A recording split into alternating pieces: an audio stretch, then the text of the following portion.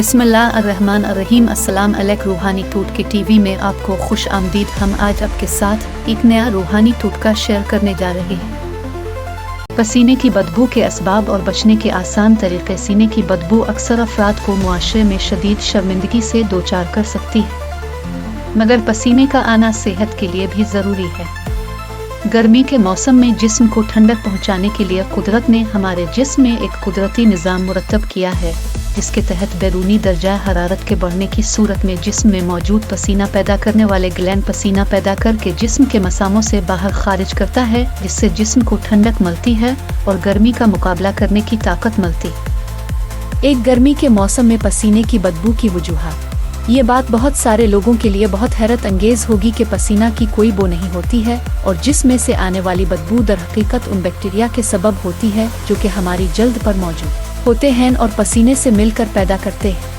ये बैक्टीरिया जिस्म पर मौजूद कीटन प्रोटीन को तोड़ते हैं और उसके टूटने के सबब जो बो पैदा होती है, लोग इसको पसीने की बदबू करार देते हैं। हर इंसान के जिस्म की ये अपनी खास बो होती है जो कि बाज़ औक़ात बहुत नागवार भी हो सकती है। लोगों के सामने पसीने के सबब होने वाली बदबू की वजह से होने वाली शर्मिंदगी से बचने के लिए आप हमारे इन टोटकों पर अमल करें। दो गर्मी के मौसम में पसीने की बदबू को दूर करने के टोटके। कुछ लोगों के पसीने में इस हद तक बदबू होती है कि लोग उनके साथ बैठने को तैयार नहीं होते हैं, मगर इस बो को कम करने के कुछ ऐसे तरीके होते हैं जिनको अपना कर इस बो से बचा जा सकता है। एक, रोज़ाना नहाने की आदत। रोज़ाना नहाने की आदत जिस्म को पसीने की बदबू से बचाने में अहम किरदार अदा कर सकती है, क्योंकि इंसान जब नहाता है तो इसके जिस्म के कुछ खास हिस्सों में जहां पर बैक्टीरिया घर बना लेते हैं, जिनमें बगले रानों के अंदरूनी हिस्से और जिनसी आज़ा शामिल हैं, उन हिस्सों को धोने से वहां के बैक्टीरिया खत्म हो जाते हैं, जिससे पसीना आने पर वहां बदबू पैदा नहीं होती। 2, हाइड्रोजन पर ऑक्साइड का इस्तेमाल। बाज़ अफराद पसीने की बदबू से बहुत परेशान होते हैं।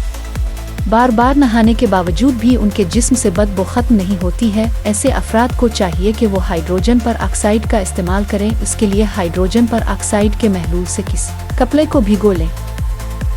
इस भीगे हुए कपड़े से जिस्म के इन तमाम हिस्सों को अच्छी तरह साफ करें जहां पर से पसीने की बदबू आती है, मिसाल के तौर पर बगलों और अंडर लीग वगैरह पर, तो इससे उन पोशीदा जगहों पर मौजूद बैक्टीरिया साफ हो जाते हैं और उसके बाद जब उन हिस्सों पर पसीना आता भी है तो इसमें बदबू नहीं होती है। इस अमल को बार बार दोहराने की ज़रूरत होती है ताकि उन जगहों पर मौजूद बैक्टीरिया को ख़त्म किया जा सके। 3, पसीने वाले कपड़ों की तब्दील।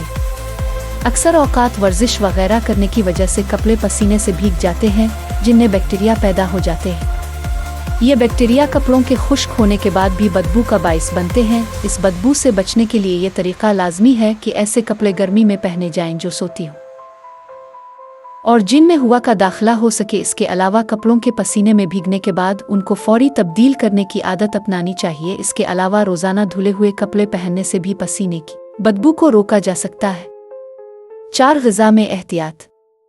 बाज़ ग़िज़ाएं भी बाज़ औक़ात पसीने की बदबू को बढ़ावा देने का बाइस बन सकती हैं। मिसाल के तौर पर ज़्यादा मसाले वाले खाने, ज़्यादा प्याज और लहसुन वाले खानों से भी पसीने में उनकी बो शामिल सकती है। इस वजह से गर्मी के मौसम में आम तौर पर ऐसे खाने से परहेज़ करना चाहिए। 5, एंटीबैक्टीरियल साबुन और डिओड्रेंट का इस्तेमाल।